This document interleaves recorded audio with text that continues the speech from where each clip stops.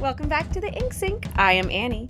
I'm Kaylee. And this is our book and lit podcast for the lit kids of books.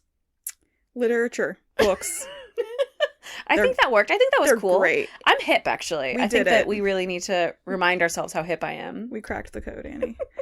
Anyway, welcome to 2024, Kaylee. Hi. You know what? We did it. We made it another year, and we're doing great. How possibly? How thing? How did we get here? I have no idea. I just woke up here. I don't know what's happening. You know, I'm pretty sure hypnosis was involved. Probably. Absolutely, for sure. Some dark curse. Yeah, that forces us to be alive and know and be known. Corpse animation. Absolutely the case. Resurrects. Or the Ray Zombie. We're dead? Ray Zombie. Wait a minute. This just turned into a whole different thing. We're dead now? Annie, you've been playing Baldur's Gate 3 for however many weeks. Yeah, I have.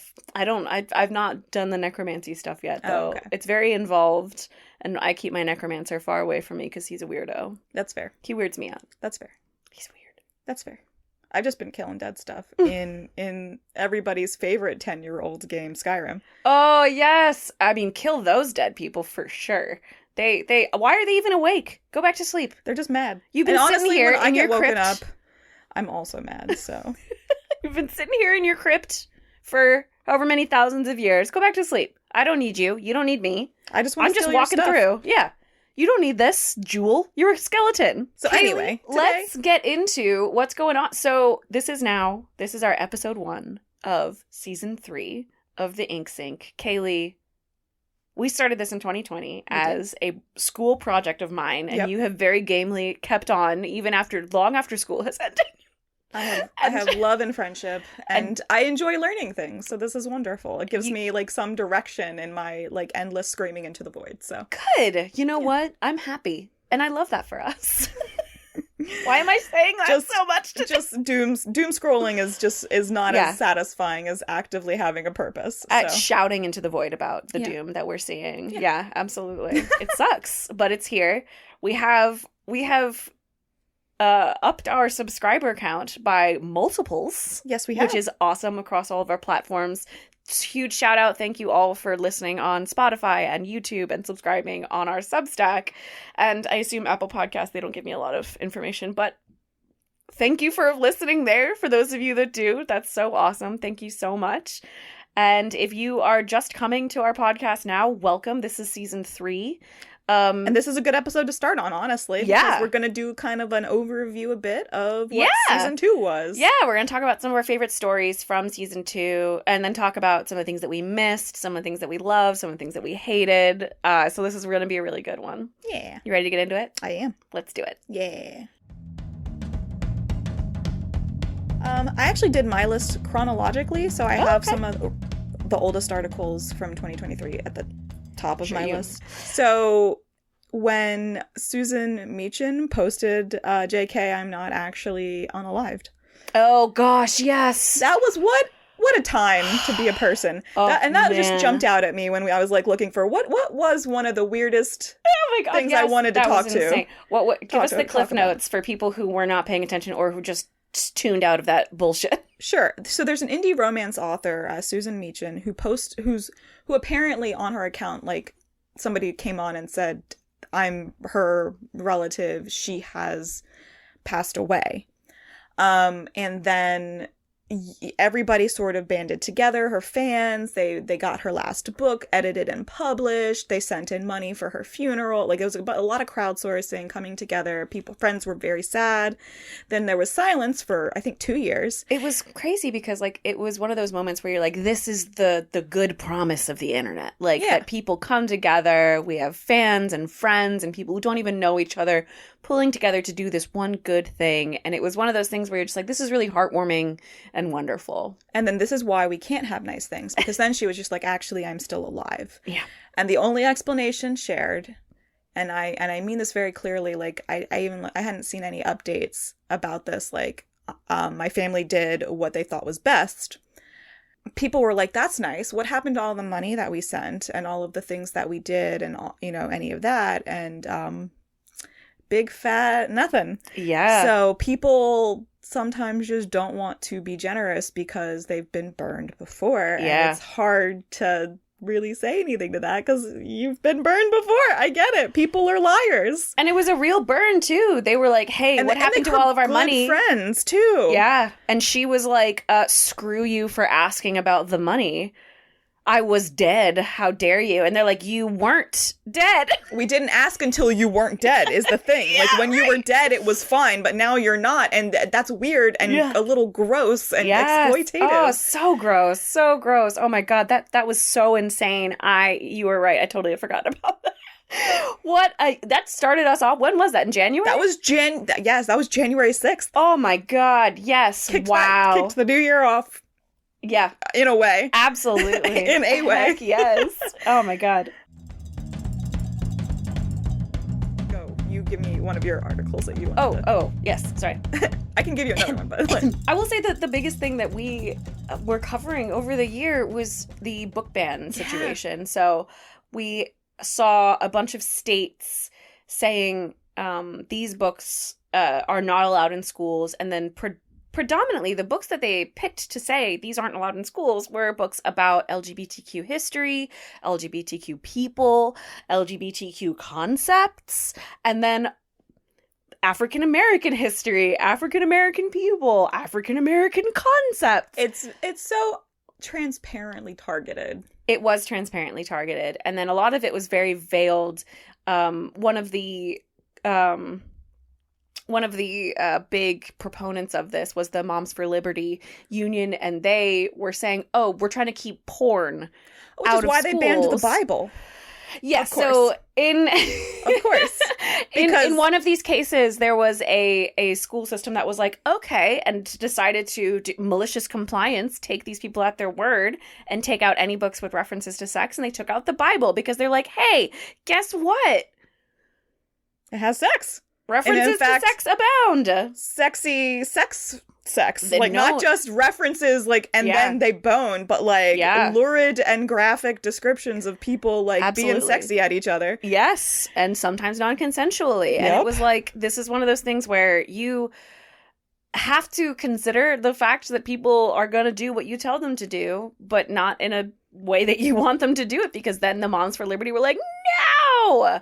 And the school board was like, yeah. We wanted you to do this, but not like that. Yeah, so, and that's one more thing. Of course, I don't have all the details in front of me, but that was one thing where it was like, oh, this is so stupid. But then we have this other thing that's been trying to make its way through the Texas court system, where I want to say it was the Texas Congress, the legislature of the state, said that every bookstore and library in the state had to read every single book that were in their collections and rate them. The individual, like, shops and the libraries would be responsible for that.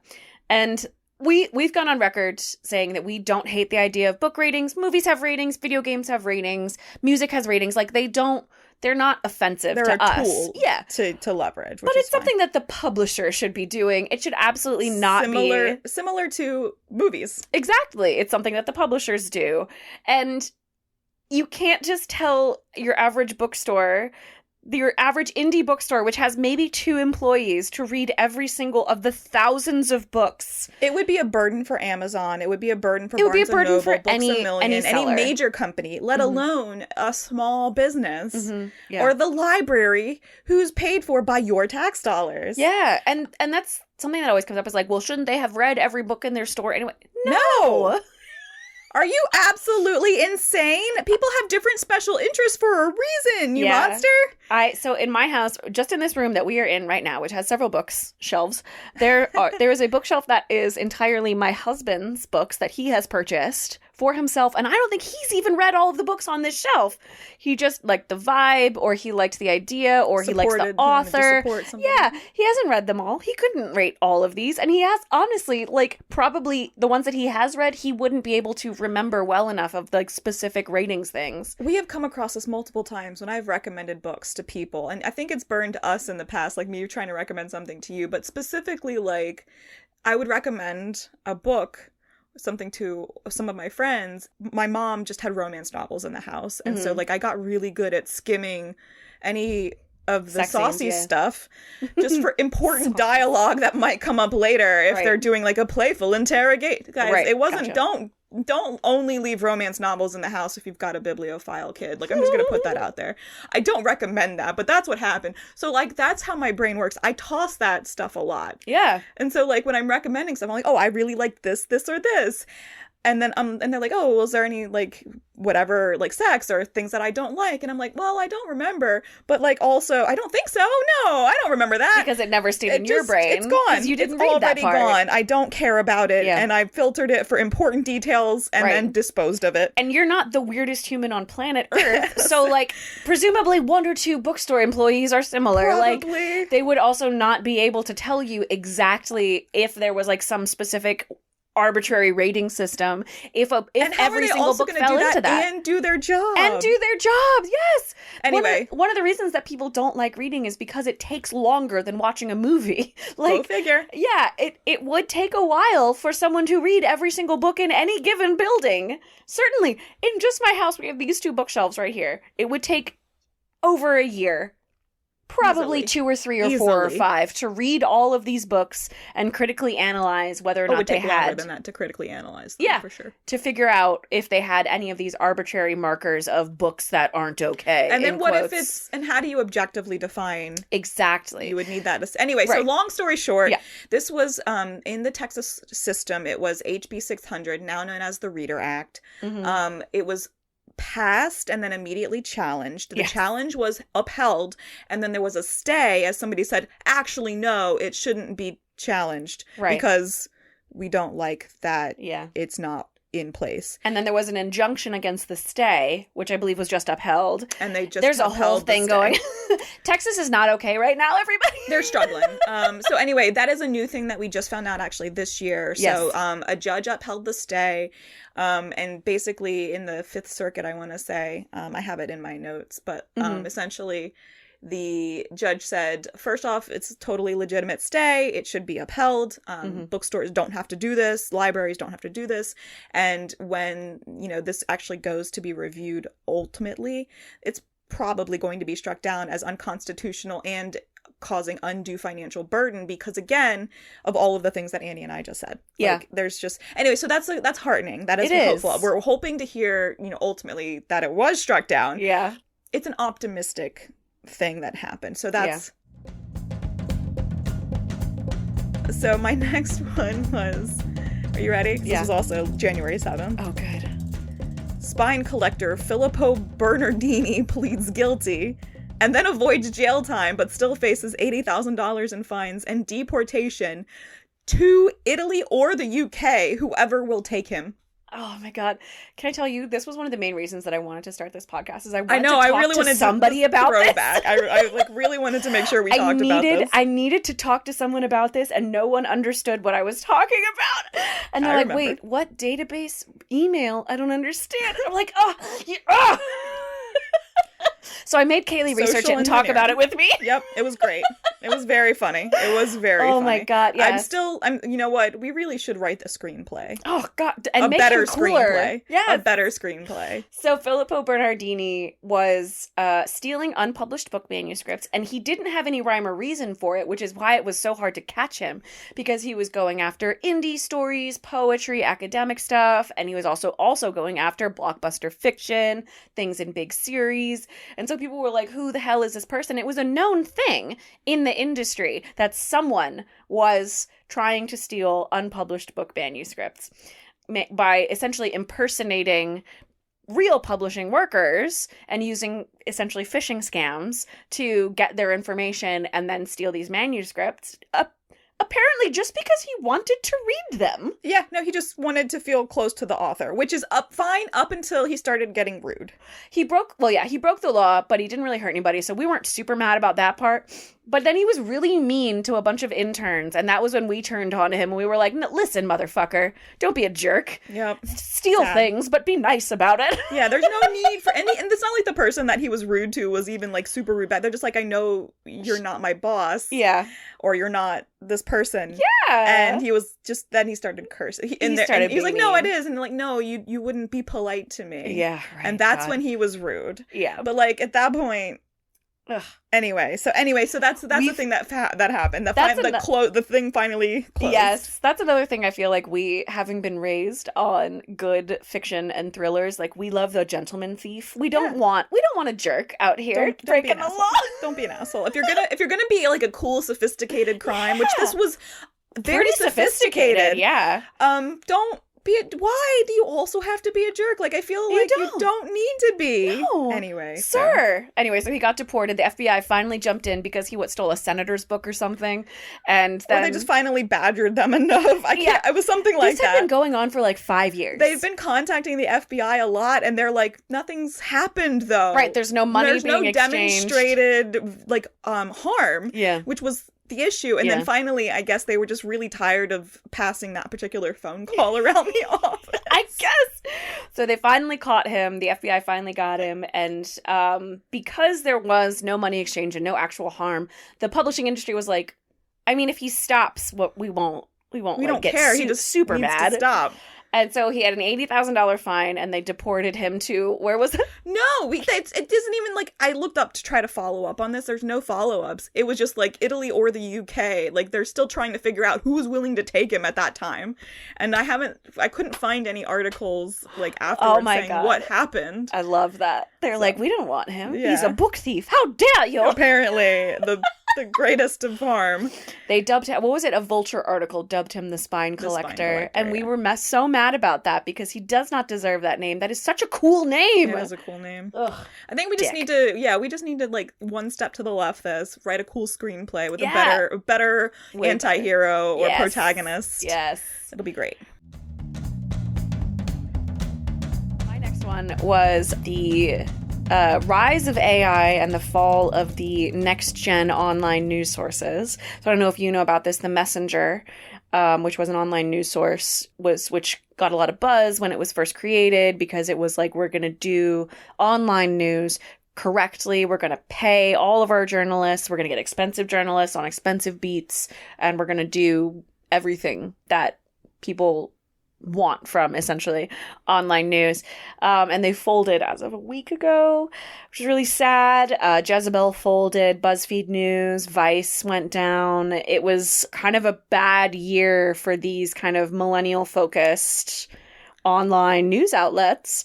And we talked about this a little bit in our AI episode. I don't think that this is 100% at the feet of AI. I think these things had been coming for a while. I do think it's something similar to what we saw after the pandemic, which in the tech industry, unscalable growth. Yeah. And so unwisely planned growth, if that makes any sense, or no plan involved at all. Like, so if you can't predict and plan for like problems and how you're supporting your model going forward if things go badly, this is what's going to happen. And I do think that was a lot of what happened. I think so too. I think there was a lot of also, one of the things that I think a lot of companies, especially online news companies, struggle with is the fact that most of the time people aren't going onto your site and then searching for something. They're searching like a Google or a Yahoo or whatever, and then finding the article that they're looking for, and sometimes it happens to be your site.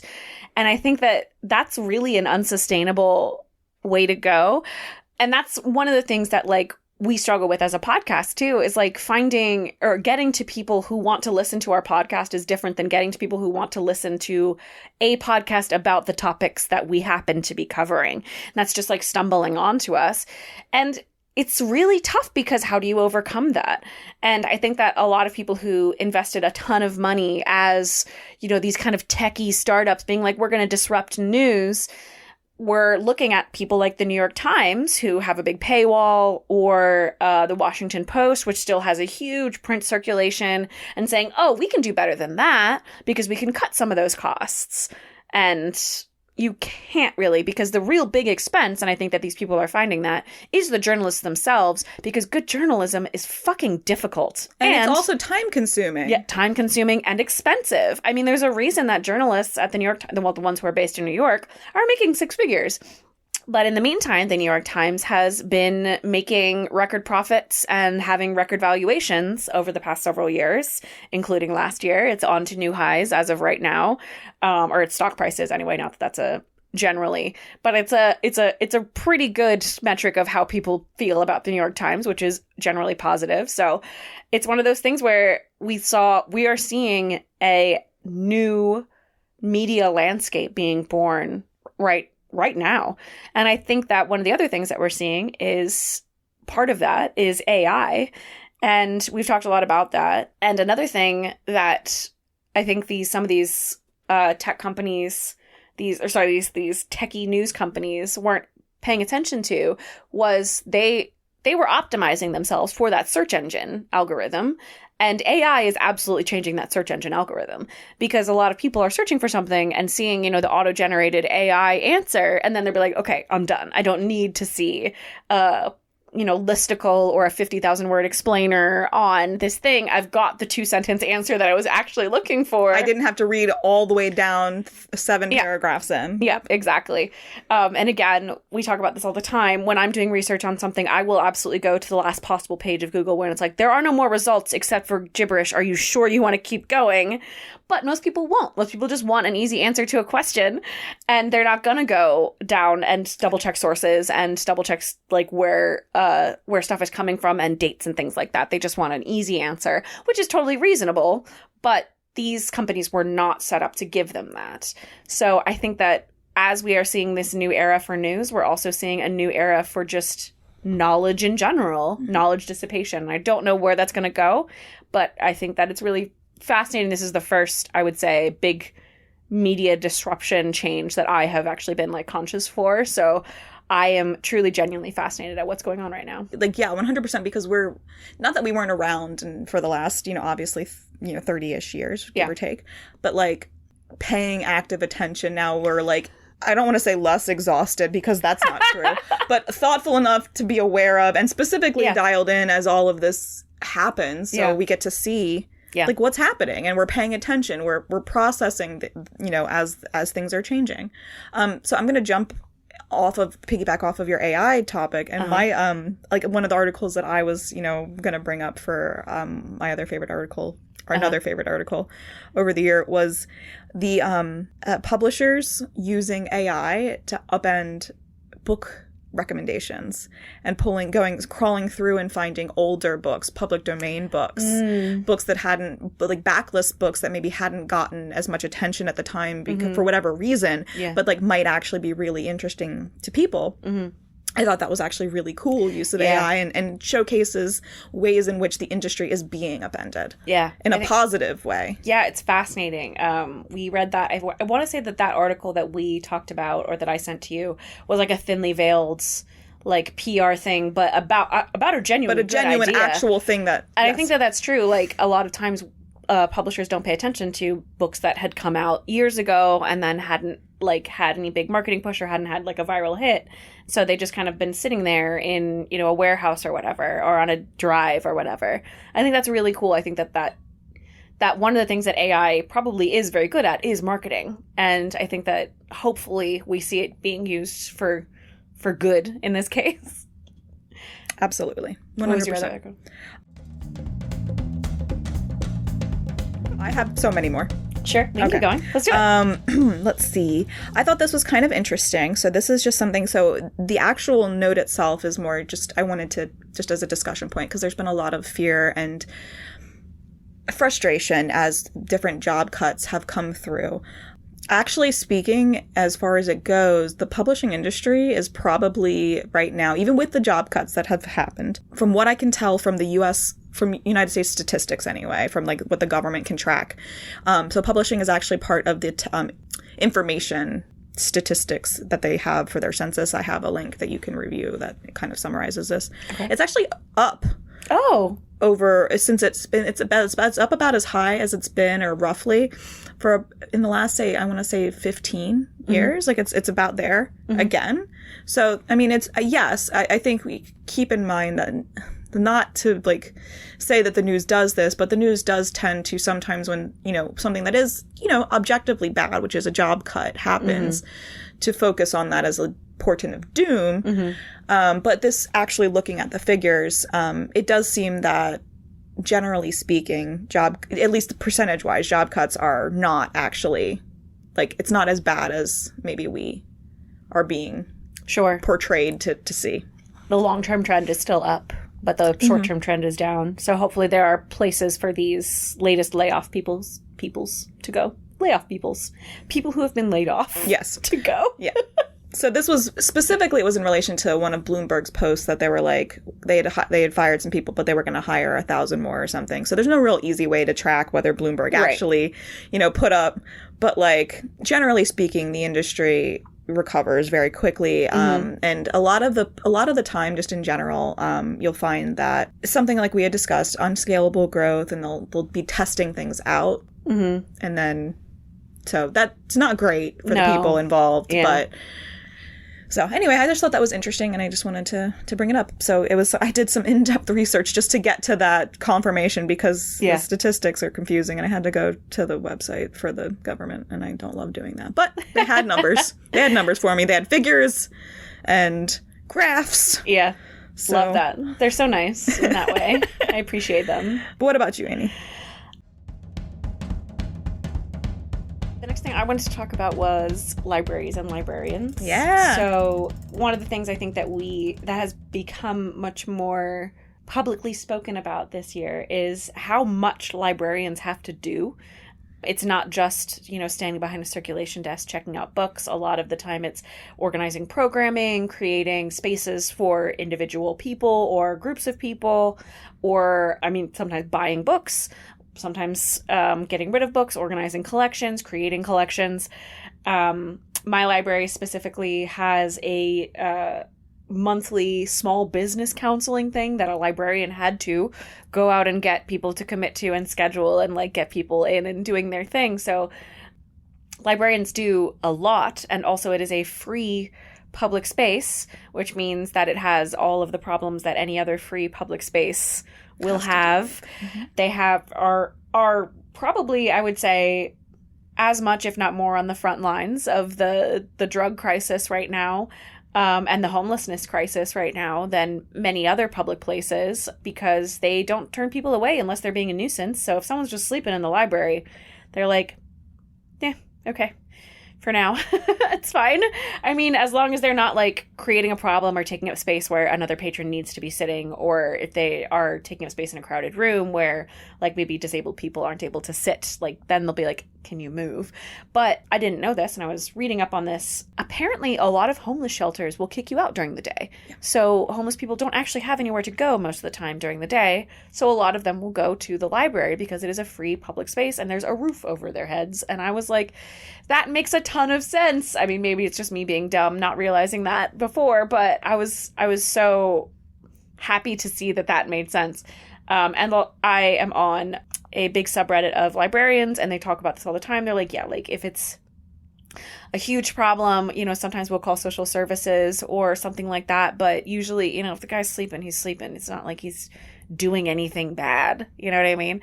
And also, you run the risk of things getting complicated and bad for that person, and making what is not a good situation for them that much worse. And of course, the ones that obviously made me the most sad was that a lot of library systems are requiring Narcan training.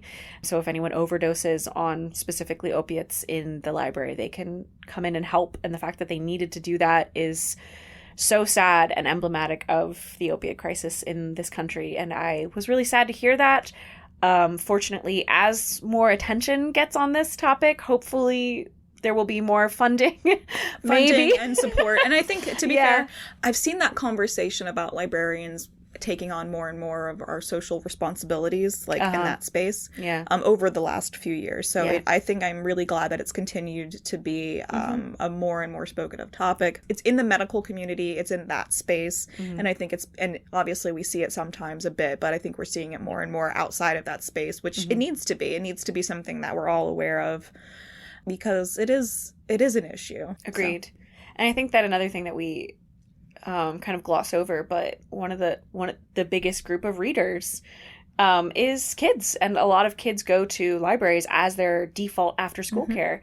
My local library is essentially nestled between an elementary school, a middle school, and a high school, right there. So teen time is very important, and they are it's also a good space to go if they're at the library. Safe, they're not in other places where they could get hurt, or they could Yeah. not be at loose ends and do something Exactly. with low impulse control that'll get them in trouble. But I do think that providing after-school care and homeless care is a thing that we should not be asking librarians to do at the same time.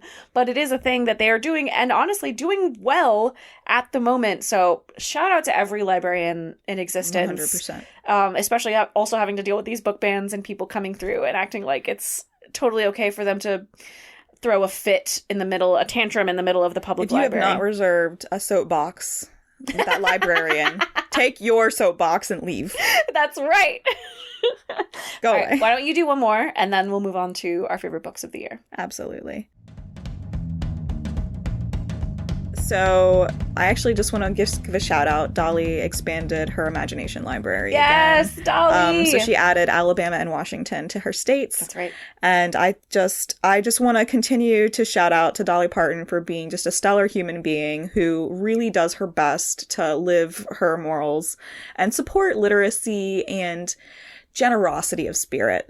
Absolutely. Do you want to give the cliff notes of what the Imagination Library is for people who don't know? Yeah, so Dolly Parton has a program that in the participating states where it's she works in coordination with the states and donations and her own funding that she provides to send out participating families that have children up to I think 5, like a free book a month. And you're able to get that at no charge. It just comes to your house and you get it up until your kid is 5.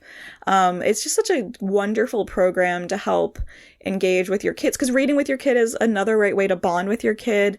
It encourages them to love books and to love learning which is a great start when they start school. Like, it's already like really helping them. And hats off, Dolly Parton. Good for you being a great person. Hell yeah, Dolly Parton. All right, moving into our favorite books of the year.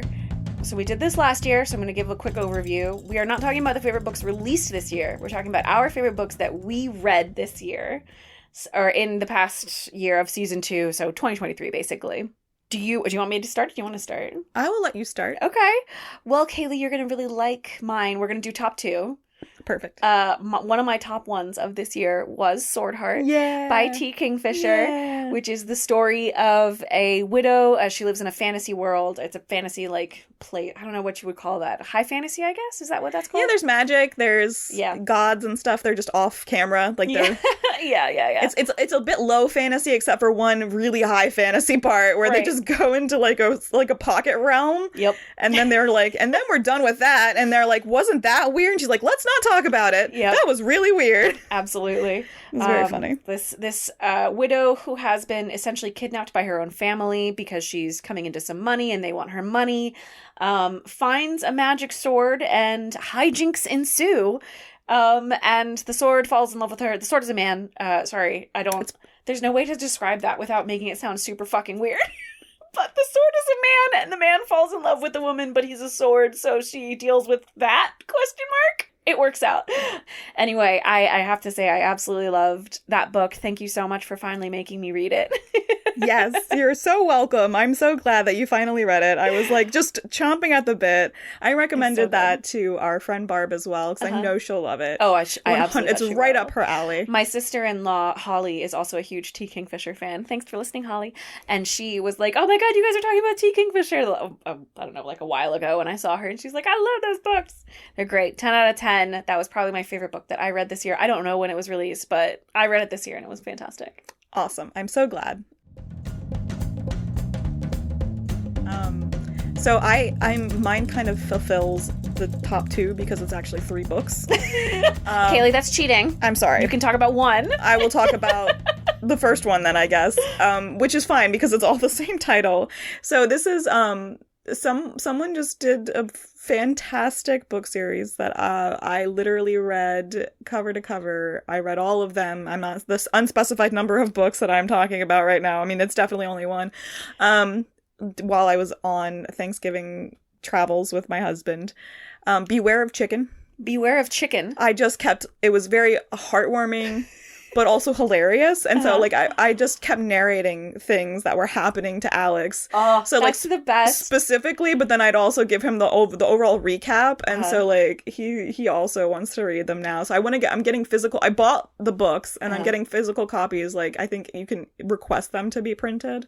So I'm thinking about doing that as I well. love that. I would love to loan them out. They're just fun. They're just What's fun the- and good.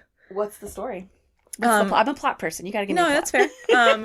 So it's essentially an homage / parody combination to the high fantasy Chinese literature tropes in general. So like a person that is studying like martial arts in like at one of the schools of the fantasy China that have like kung fu schools is in a fight with an upperclassman and dies for a second, and his sort of partner soul from our world happens to just accidentally fall in through the cracks.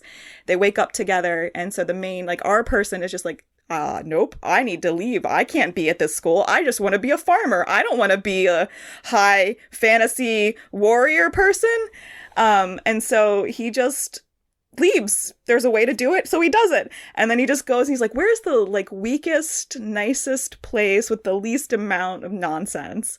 And he goes there, and it takes a while to get To go there. be a farmer there. He wants to be a farmer. So he buys some land and then just starts farming. So in this fantasy world. I love and that. he buys chickens, That's roosters. very He Skyrim. Oh yeah, 100.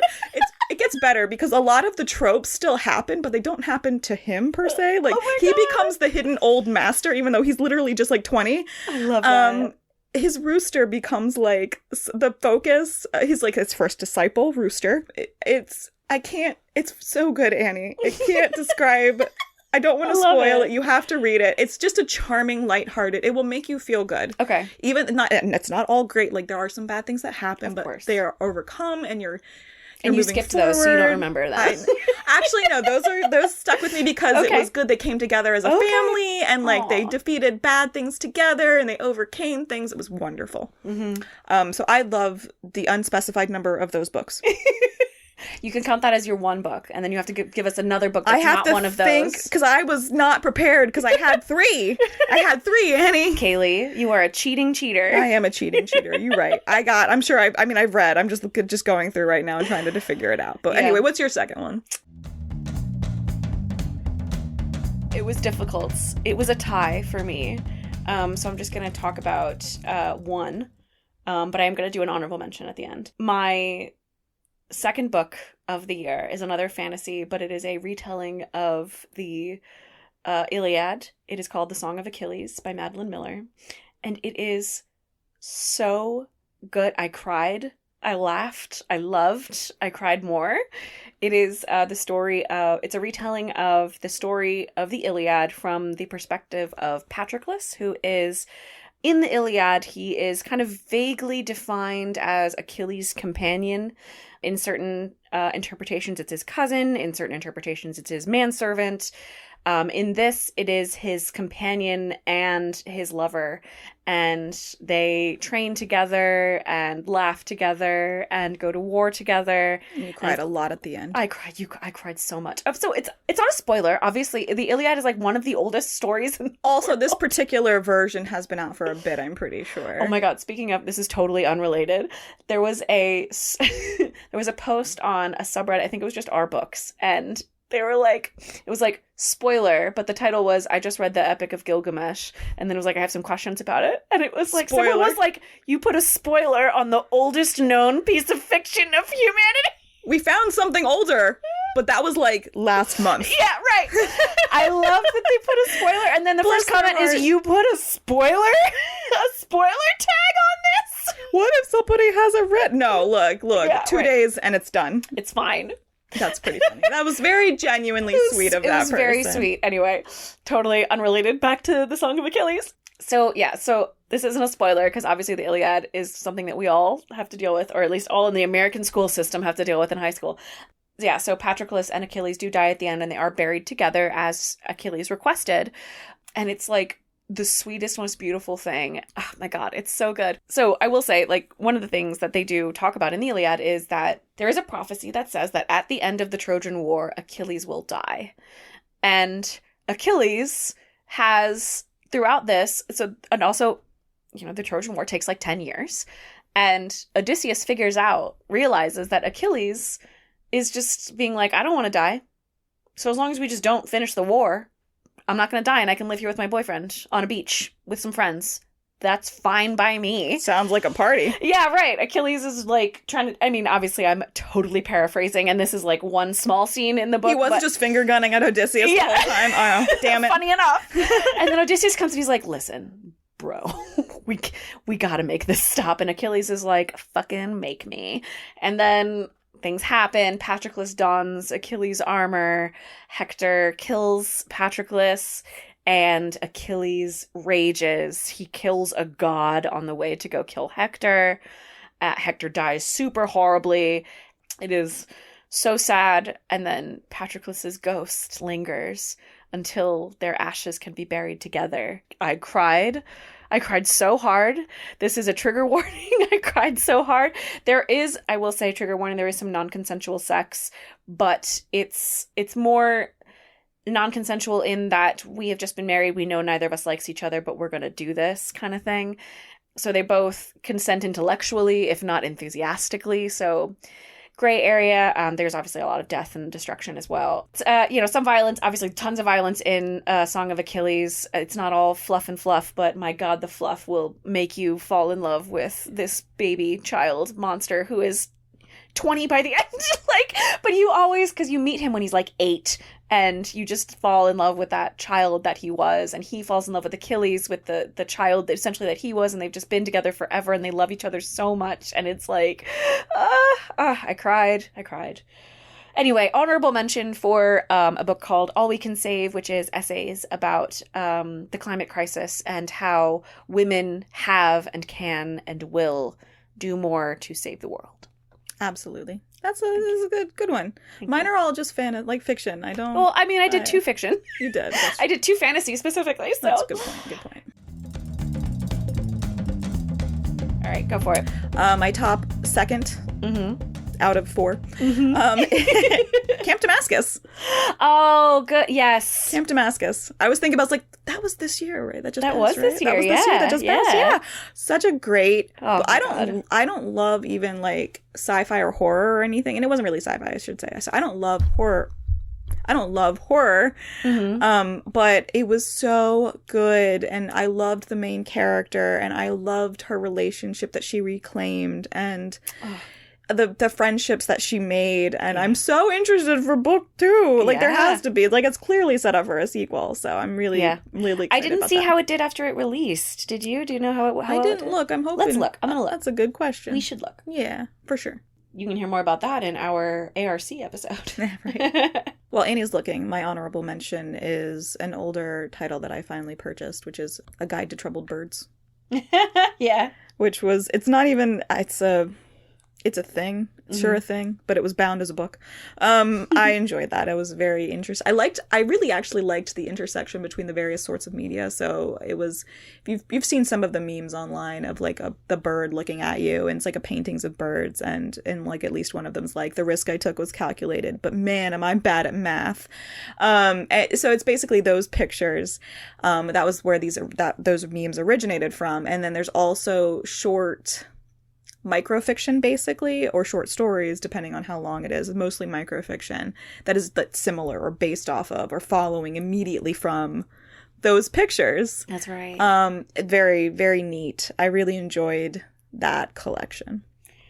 So Camp Damascus was a USA Today bestseller. Of course it was also an indie bestseller. It was ranked the best book of the year by Vulture and the best horror book of the year by Esquire and Library Journal. Yes, good for you. It was also an indie next pick. I didn't realize it was published independently. Oh yeah, no. I don't think it was. It was published through Tor, so not sure what's going on there. But still awesome. I wonder. I think it's maybe just on Chuck Tingle's cachet. Because I think you can be an indie author. I was going to say that makes more sense. Yeah. Because he does all of the other publishing. I love this blurb. From beloved internet icon Chuck Tingle. Camp Damascus is a That was the only PG thing they could say about Chuck Tingle. Camp Damascus is a searing and earnest horror debut about the demons the queer community faces in America, the price of keeping secrets, and finding the courage to burn it all down. Ugh, and that's such a good description That of is a what it really was. It good was so description. beautiful. I also loved, one of my favorite lines from that book was when she goes and she raids her shrink's office, and she's just like, listen, maybe I don't have like XYZ mental illness that the shrink thought she had, but she's like, but I definitely have autism. Even I know that. It was and it's so not in any of these good. notes. I don't think he's a real doctor. I don't think he's a real doctor. I think he just bought that lab coat.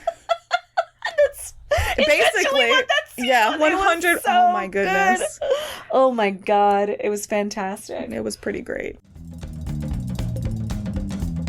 Kaylee, welcome to season 3 of the Ink Sync. What are you Happy looking to be forward here. to this year? Having more mental energy and like space in my brain to read more. Yeah. I really do like to read. Do you? I do, and I don't do it as much as I like because of just being exhausted after, like mentally exhausted after work. Mm-hmm. And I love my job, don't get me wrong, but I'm looking forward to just renewing myself and having more mental energy and reading more. That's what I'm looking forward to. What about you, Annie? I am looking forward to this Texas book ban thing being put to Finally bed. done. Hopefully, finally, we get at least one good thing. Mm-hmm. And again, I just want to circle back on something that we had said earlier. We don't necessarily have any issues with ratings. Yeah. But one, you can't just say, I want it, and then not actually legislate that demand without definitions. Yeah, so, like, to be clear, I don't know if we said it, but, like, there were no, like, actual criteria. It was so vague. It was just like, you need to rate it as being appropriate or inappropriate. And it's like, well, what does that even mean? And what counts as sex? Right. What if it's, like, again, we had this What issue. if it's the picture of Dorian Gray, where they have that euphemism about a bee landing on a flower? Like, Yeah, does that count? that's absolutely a sex scene. Do you know that? Do you care? Like, what's happening? Anyway, so, long story short, Yeah. that should be done hopefully this year. Fingers crossed. Yeah. And maybe they can try again and do better. Can I give you some advice for low-key, low-pressure reading? Yes, always. I do this periodically when my brain doesn't work on reading anymore. I check out art books from the library. I recently checked out a book of just art about cats. I love it. It's fantastic. It's called Cats Rock. Cats They in do. pop culture and art, and it's just a bunch of different artists and their collections about cats. Y'all should read. There's a section on Pusheen and a section on Catwoman. I love it. It's- What a swing. It's amazing. What a swing. And there's a Alright. section on, like, there's fine art and abstract art and, like, beautiful sculptures and stuff as well, obviously. But there's also just, like, it's just art about cats and then interviewing the artists about why they put cats in there and do they have cats and what are their cats' names. Like, and I'm just like, you know what? This is what I want. I want to read about this. Don't. Yeah, your brain just needs a little. Yeah. That's a good idea. 10 out of 10. I've never done that. You can just look up art books and it'd be like, you know, Picasso. Just, like, look at Picasso pictures. And there's a couple pages of text, but mostly it's just pretty pictures. I like that. I mean, look at the pretty what pictures. A good idea. Also, Fantastic. speaking of, did you see Margot Robbie and her stylist are releasing a book of her looks from the Barbie press tour?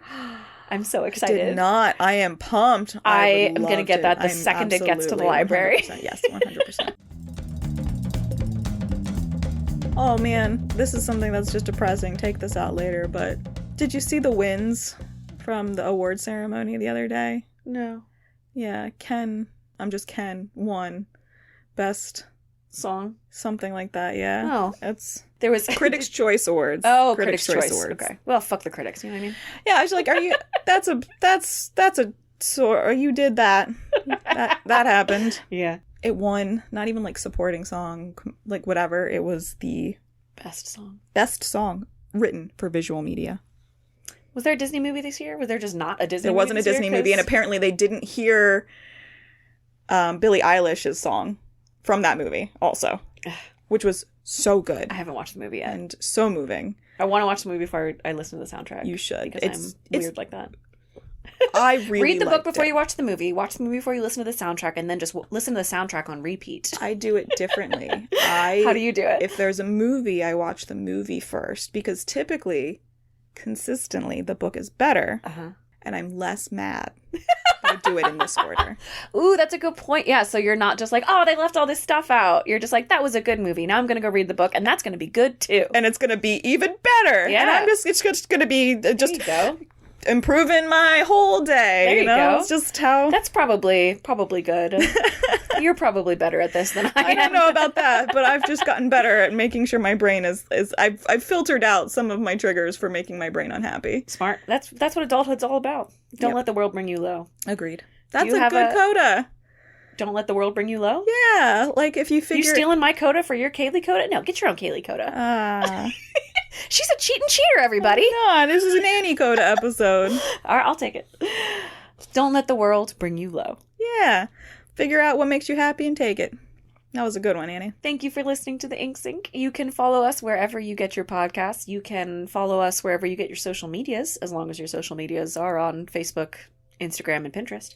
And you can also support us wherever you support people, as long as you're supporting people on Spotify, Bookshop, YouTube, Substack. You can also just support us with vibes, but send us vibes. We also appreciate that if you just need a vibe. You can also actually join us and talk to us if you would like on our Discord. $1 a month on any of our support platforms will get you an invite onto our Discord, and you will love that. We're pretty great. We've been talking about Dune lately on the Discord. We found a pretty sick popcorn receptacle. Yes. Anyway, you can support us on Ko-fi. Buy us a coffee on Ko-fi. You can support us on Spotify. Both of those for as low as $1 a month, if you would like to. You can also buy any of the books that we have talked about through our bookshop storefront. And if you do, disclaimer, we do get a small portion of the proceeds. But more importantly, all purchases on bookshop.org go to support independent bookstores. So your neighborhood bookstores, the non-Barnes and Nobles in your life, and you want to support those. Just trust me that you do. And if you want to just leave us a comment or talk about the show, feel free. We post all of our stuff on Instagram and Facebook and Pinterest for reasons unknown. I just like Pinterest, y'all. Stop coming at me. Infographics are fun. Yeah. Thanks for listening. Have a good one.